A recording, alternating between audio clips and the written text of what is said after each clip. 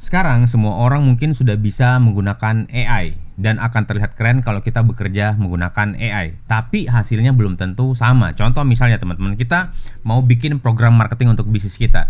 Tapi promptnya ala kadarnya seperti ini. Contoh ya, bantu saya membuat program marketing untuk bisnis kuliner saya. Produk saya adalah kopi kekinian dengan konsep take away.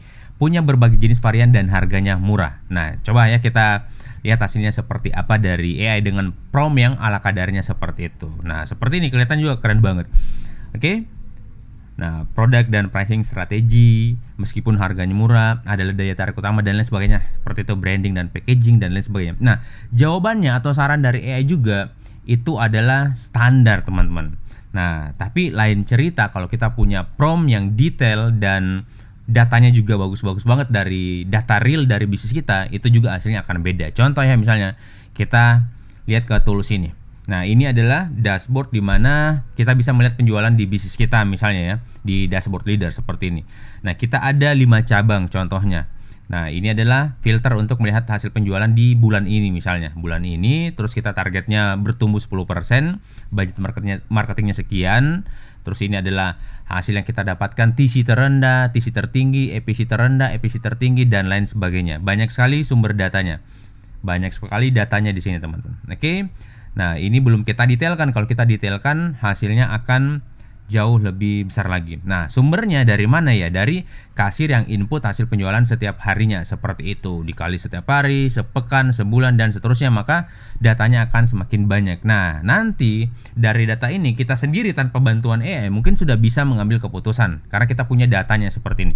Tapi kalau kita mungkin agak gaptek atau mungkin tidak gaptek tapi kita mau dibantu sama AI biar hasilnya jauh lebih mantap lagi, ya kita tinggal klik di sini terus kita copy ringkasan untuk AI. Jadi hasil yang kita dapatkan dari dashboard seperti ini itu sudah tercopy otomatis dan tinggal kita copy di AI seperti ini. Maka promptnya akan sedetail ini, teman-teman. Contoh misalnya, kamu adalah konsultan marketing F&B berpengalaman. Analisa data operasional bisnis kuliner di bawah ini, lalu kasih insight strategis, rekomendasi actionable buat periode selanjutnya atau berikutnya. Konteksnya seperti ini. Periode ini dia ceritakan, terus ringkasan performanya seperti apa, diagnosanya seperti apa dan lain sebagainya, tiap cabang seperti apa, channel yang paling ramai di mana dan lain sebagainya. Revenue seperti apa 6 bulan terakhir dan lain sebagainya, banyak sekali sumbernya. Nah, ini kalau kita kasih ke AI dengan prompt atau perintah yang sedetail ini, maka hasilnya juga akan jauh berbeda daripada contoh sebelumnya yang promptnya ala kadarnya. Coba lihat sini, ada 3 insight paling penting dari data. Nah, traffic, ketergantungan tinggi sama platform online, underutilization, terus ada cabang dan channel yang paling butuh perhatian prioritas dan lain sebagainya, rekomendasi strategi marketing yang konkret periode berikutnya seperti apa, dan seterusnya dan seterusnya. Nah, ini bisa kita improve lagi dengan kondisi yang real di lapangan seperti itu. Karena lagi-lagi AI ya cuman tools dan kita butuh mengambil keputusan dengan akal kita juga, teman-teman. Tapi AI insya Allah akan sangat membantu.